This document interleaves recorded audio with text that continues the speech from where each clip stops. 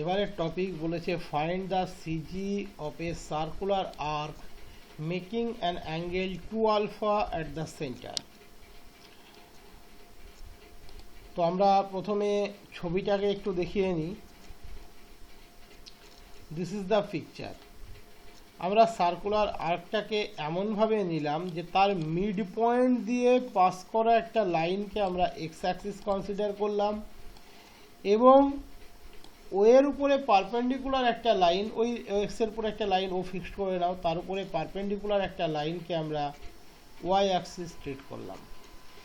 এইবার আর্কের টপ এবং বটম যদি যোগ করি তাহলে এই মিডলের অ্যাঙ্গেলটা as per rule this is the 2 alpha. আর যেহেতু ও এক্সটা সি দিয়ে গিয়েছে তার মানে উপরের পোর্শনে ও আলফা পরিমাণ অ্যাঙ্গেল হোল্ড করে, ডাউনওয়ার্ডে ও আলফা পরিমাণ অ্যাঙ্গেল হোল্ড করে। এটা এখানে খুবই স্পষ্ট। এবং এই ওসির রেসপেক্টে এই পুরো আর্কটা সিমেট্রিক, দ্যাট ইজ ও এক্সের উপরে যতটা পোর্শন আছে নিচে ততটা পোর্শন আছে, দ্যাট ইজ ওয়াই বারটা ডেফিনেটলি 0 আমরা এখান থেকে ক্লেম করতে পারি। আমি ছবিটা লাইভ এঁকে দিচ্ছি যাতে বুঝতে কোনো অসুবিধা না হয়।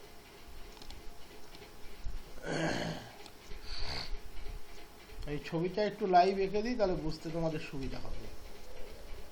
পরিষ্কার দেখতে পাচ্ছ আর্কটা হলো যে পোর্শনটা থেকে যাচ্ছে সেই পোর্শনটা। আমি বলেছি আর্কের মিড পয়েন্ট দিয়ে তুমি একটা লাইন কনসিডার করো, এটার নাম দাও ও এক্স। এর উপরে একটা পয়েন্ট ফিক্স করো, ধরো এই এন্ড পয়েন্টটাই ফিক্স, এই দুটোকে যোগ করে দাও। ওয়াই অ্যাক্সিস যে আঁকতেই হবে তা নয়, এটা ও, এটা এক্স, ও এক্স, এই পয়েন্টটার আমি নাম দিয়েছি সি, এটা এ, এটা বি। টোটাল এও বি অ্যাঙ্গেলটা হচ্ছে 2 alpha as per given condition, that is this is alpha, this is alpha. That is এখানে ইন্টিগ্রেশনটা হবে মাইনাস আলফা টু আলফা, এটুকু আমি এখান থেকে পেয়ে গেলাম। এবার আমাকে কি বলেছে, এই এবি পোর্শনটা দ্যাট ইজ আর্কের সিজিটা এক্ষেত্রে আমাকে বের করতে হবে। তুমি দেখতে পাচ্ছ ছবিটা আমি এখানে অনেক ক্লিয়ার এঁকেছি।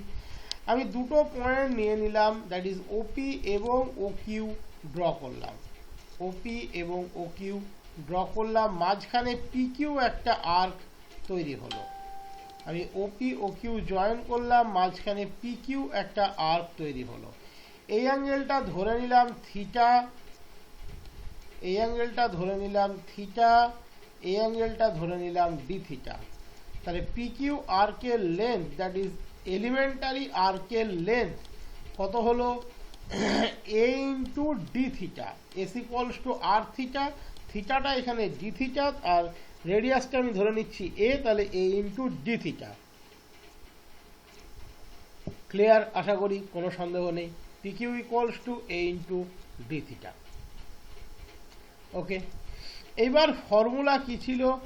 ফর্মুলা ছিল x bar equals to integration x ds by integration ds, integration x ds by integration ds. খেয়াল করে দেখো এইটুকু পোর্শন যদি এ হয় তাহলে তার পারপেন্ডিকুলার যদি আমরা এখানে ড্র করি তার প্রজেকশন হবে এ কস থিটা, তাই এক্স এর জায়গাতে আমরা বসিয়ে দিলাম এ কস থিটা। বা এভাবেও ভাবতে পারো, আমরা সাধারণত লিখি x equals to r cos theta, আর এখানে এ, তাই x equals to a cos theta. আবার ভাবতে পারো ওপিটা হচ্ছে এ, পারপেন্ডিকুলার ড্র করলাম, তাহলে এই পোর্শনটুকু হলো a cos theta, that is x হচ্ছে a cos theta. Ds, ds মানে হচ্ছে এডি থিটা, নিচে integration ds that is integration a d theta. ইন্টিগ্রেশনের রেঞ্জ অবশ্যই মাইনাস আলফা টু আলফা হবে, সেটা যে ক্ষেত্রেই যাও না কেন সেক্ষেত্রেই। ওয়াই বার তো 0 আমি আগেই বলে দিলাম, কারণ ওসি এখানে অ্যাঙ্গেলটাকে বাইসেক্ট করে গিয়েছে, দ্যাট ইজ ওসির রেসপেক্টে সিমেট্রি। এবার তুমি বই থেকে সিম্পল ইন্টিগ্রেশনটা দেখে নেবে। Minus alpha to alpha a cos theta a d theta, এর ইন্টিগ্রেশন হবে সাইন আলফা, তার সাথে একটা 2 গুণ থাকবে, সেটা নিচের সাথে কেটে যাবে, আর নিচে পড়ে থাকলো আলফা। তার মানে আমরা কি পেলাম, সিজিটা ওসি লাইনের উপরে আছে এবং সিজিটা কত দূরত্বে আছে, অরিজিন থেকে এ সাইন আলফা বাই আলফা এই পরিমাণ দূরত্বে সিজিটা আছে। এ সাইন আলফা বাই আলফা এই পরিমাণ দূরত্বে সিজিটা আছে। এবার বলেছে find the CG of the arc of the cardioid r equals to a into 1 plus cos theta lying above the initial line. Initial লাইনের উপরে কার্ডিওয়েডের যে অংশটি আছে তার সিজি বের করো। সিজির সময়তে অলওয়েজ খেয়াল করবে আর্কের বের করতে দিচ্ছে না এরিয়ার বের করতে দিচ্ছে, এটা কিন্তু ভুল করো না দেখতে, এটা অতি অবশ্যই অবজার্ভ করবে। এই একই প্রবলেম কিন্তু ঘুরিয়ে এরিয়ার ক্ষেত্রে দিলে কনসেপ্টটা কিন্তু পুরোপুরি বদলে যাবে। বলে যে ইনিশিয়াল লাইনের উপরে, দ্যাট ইজ এই যে আপার হাফ, এই আপার হাফে যে আর্কটুকু অবস্থিত, শুধু আর্কের সিজি কিন্তু তোমাকে বের করতে হবে, শুধু আর্কের, that is the portion ABO, ABO এর সিজি তোমাকে বের করতে হবে। এই জন্য সবসময়তে যেটা অবজার্ভ করবে যে তোমাকে কার সিজি বের করতে দিয়েছে, আর্কের না এরিয়ার। আর্ক দিলে আর্কের কাজ আর্কের মতো হবে, এরিয়া দিলে এরিয়ার কাজ এরিয়ার মতো হবে। দুটোর মধ্যে কিন্তু একটা ডিফারেন্স আছে, সেটা তোমরাও বোঝো। ধরে নাও আমি ছবিটা একটু তোমাদের এঁকে দেখানোর চেষ্টা করি, তাহলে বুঝতে সুবিধা হবে তোমাদের। ছবিটা একটু এঁকে দেখানোর চেষ্টা করি।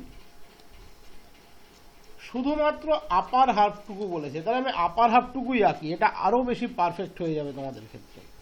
ঠিক আছে, শুধুমাত্র আপার হাফটুকুই আঁকি, আর আঁকার কোনো দরকার নেই। এবার আমাকে এখান থেকে আমি এখানে একটা রেডিয়াস ভেক্টর ড্র করি।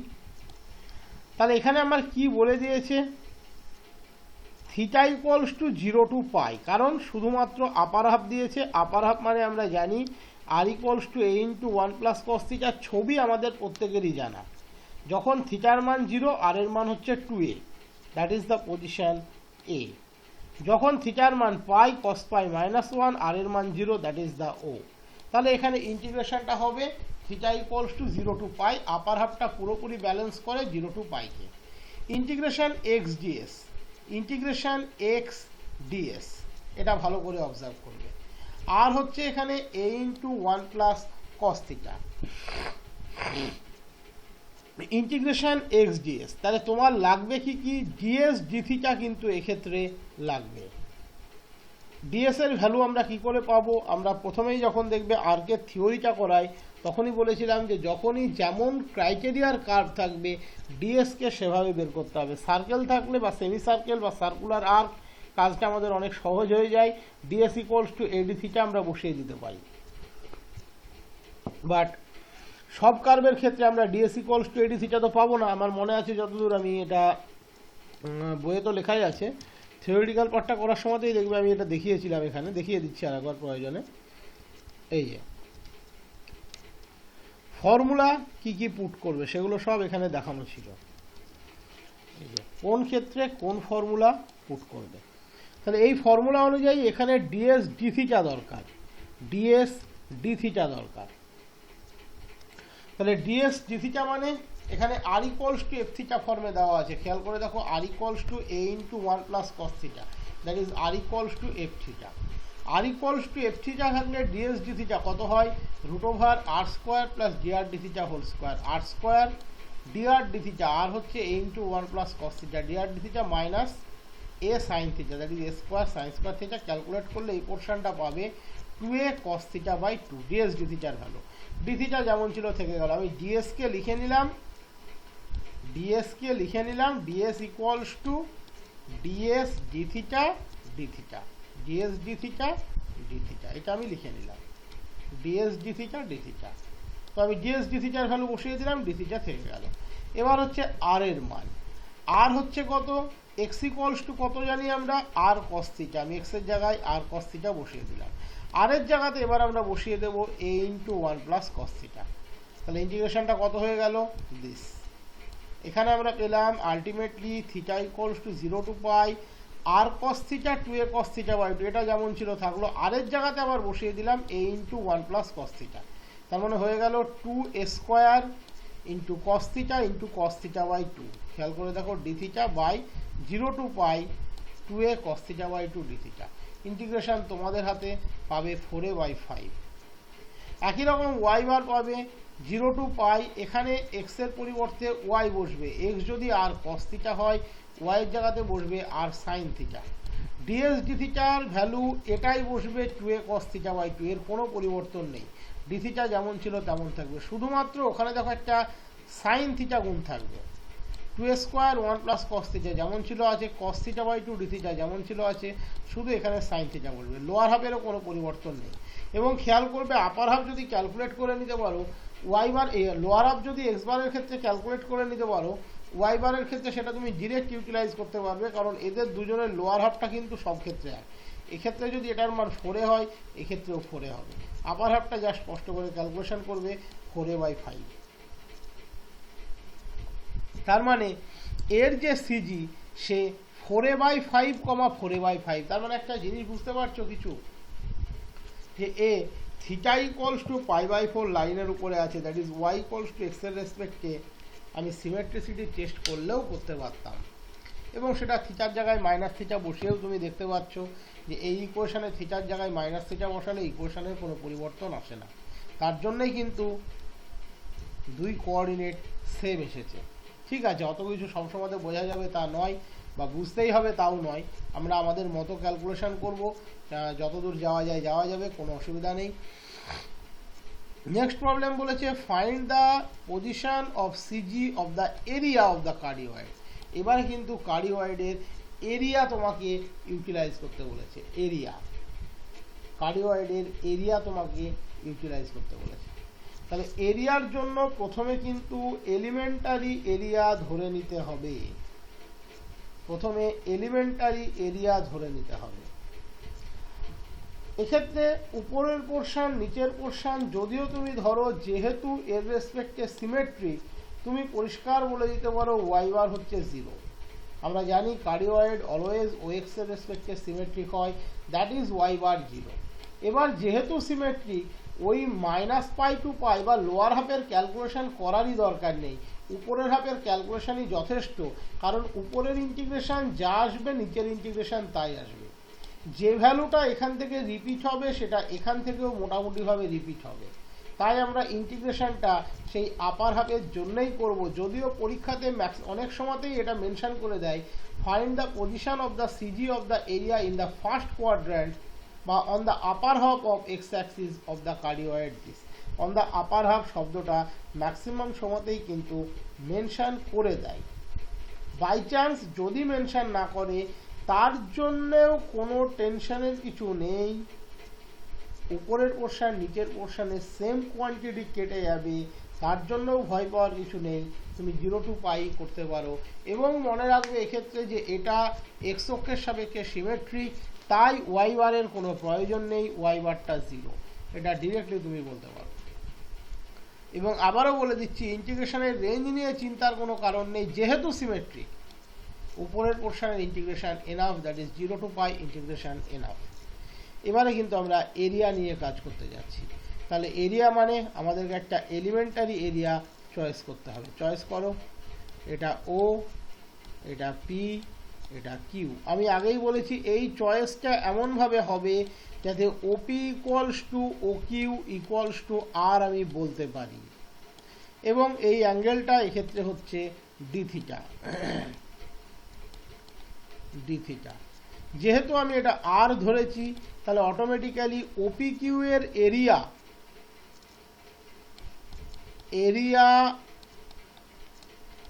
ওপি কিউ কত হবে? ওপি কিউ এর area half r square d theta. কতবার প্রমাণ করবো একই জিনিস, আগেই বলেছি, half r square d theta. এর সিজি, জি এর পজিশন যদি এটা হয়, এর সিজির পজিশন যদি এটা হয়, এই ডিস্টেন্সটুকু ধরো এটা জি নাম দিয়ে দিলাম, তাহলে ওজি কত হবে? কতবার বলবো একই জিনিস, 2r/3। তাহলে ওজি এর কোঅর্ডিনেট কত হবে? 2r/3 cos theta, 2r/3 sin theta। তাহলে আমরা এলিমেন্টারি এরিয়ার যে সিজি সেটা পেয়ে গেলাম, তার xy কোঅর্ডিনেট এরিয়া পেয়ে গেলাম। তাহলে আমরা ওভারঅল রেজাল্ট কত হয় জানি, সামেশন প্রথমে হচ্ছে x coordinate of the CG 2r/3 cos theta গুণ ডেন্সিটি রো গুণ area half r square d theta by summation area half r square d theta. X bar মিলিয়ে নাও, পরপর মিলছে কিনা। Summation 2r/3 half r square d theta গুণ rho by summation half r square d theta গুণ rho. Okay, integration 0 to pi, that is 2/3 integration 0 to pi r cube cos theta by 0 to pi r square cos theta। দেখো এখানে আমি আগের প্রবলেমটাও করেছিলাম, আসলে লাইভে ভালো বোঝানো হচ্ছে ওই জন্য আর এখানে ঢুকছি না। আর এর মান দেওয়া ছিল এটা dr d theta, যেটা বইয়ে তোমাদের অসুবিধা হতে পারে, আমি ক্যালকুলেশন করে দিয়েছিলাম। এটা ds d theta √r square plus dr d theta তার স্কোয়ার, সবগুলো বসিয়ে দাও 2a cos theta by 2, তাহলে ds পেয়ে গেলে এটা। x equals to যেটা ওখানে মুখে বলছিলাম r cos theta, that is a into 1 plus cos theta into cos theta। y equals to r sin theta, that is a into 1 plus cos theta into sin theta। এটা আগের প্রবলেমটার ক্ষেত্রে সব মিললো। এই প্রবলেমটাতে দেওয়া ছিল দিস ইজ দ্য ইকুয়েশন, এবং আমি এখানে দেখিয়েছি ওপিকিউ যেটা বলতে চাইছি, this is the position of G dash, that is live কেসে আমি যেটাকে জি দিয়ে ডেসক্রাইব করলাম, ওখানে সেটা আমি জি ড্যাশ দিয়ে লিখেছি। নিশ্চয়ই তোমাদের আর কোনো অসুবিধা হওয়ার কথা নয়। তাহলে আমার ওখানে যেটা ওজি আমি লিখলাম 2r/3, এখানে সেটা আমার খাতায় করিয়েছি আমি OG dash equals to 2r/3। তাহলে জি ড্যাশ হয়ে গেল 2r/3 cos theta 2r/3 sin theta, এখানে সেটা জি এর কোঅর্ডিনেট লিখেছিলাম। তো যাই হোক, আসল জায়গাতে একই থাকবে, area half r square d theta, তাহলে এক্স বার হয়ে গেল এটা, এক্স বার হয়ে গেল এটা। এবার সিম্পল ইন্টিগ্রেশন, ইন্টিগ্রেশনে তুমি 0 to pi ইন্টিগ্রেশনের রেঞ্জের বিষয়টা তো আগেই বলে দিলাম। এবার আর এর মান তুমি বসিয়ে দাও, আর মানে হচ্ছে a into 1 plus cos theta। A cube দেখো এখান থেকে একটা বেরোবে, এখান থেকে একটা a স্কোয়ার বেরোবে, এইভাবে যা থাকার থাকবে। এখানে একটা a মনে হচ্ছে বাদ চলে গিয়েছে, ক্যালকুলেশন করার সময় তো একটা মিসপ্রিন্ট হয়েছে, এখানে একটা a আসবে। বাকি এগুলো সিম্পল ক্যালকুলেশন করলে পাবে 5a/6। তাহলে সিজি কোথায় আছে, 5a/6, 0 পয়েন্টে আছে। এখানে আর এর মান বসিয়ে দাও a into 1 plus cos theta। কি করা হয়েছে সেটা আমি বুঝিয়ে দিচ্ছি। a into 1 plus cos theta মানে কত, 1 plus cos theta মানে 2 cos square theta by 2, that is এটা মানেই আমরা বলতে পারি 2a cos square theta by 2, that is 8a cube cos to the power 6 theta by 2। দেখো সেটাই আছে 8 cos to the power 6 theta by 2। উপরে 8a কিউব ছিল আর এখানে নিচে 4a স্কোয়ার ছিল, 4টা 4ই আছে, 8টা 8ই আছে। এখানের a কিউব আর এখানকার a স্কোয়ার কেটে এখানে একটা a পড়ে থাকবে, এখানে একটা a অ্যাডিশনাল লিখে দেবে, ঠিক আছে। আর cos থিটা মানে হচ্ছে আমরা জানি 2 cos square theta by 2 minus 1, সেটাই বসানো আছে। এবার তুমি সব গুণ করে দাও, দিয়ে থিটা বাই 2 সমান জেড ধরে নাও, তাহলে দেখো তোমার রিডাকশন ফর্মুলা ইউজ হয়ে যাবে। রিডাকশন ফর্মুলা ইউজ করো, তুমি পেয়ে গেলে 5a/6।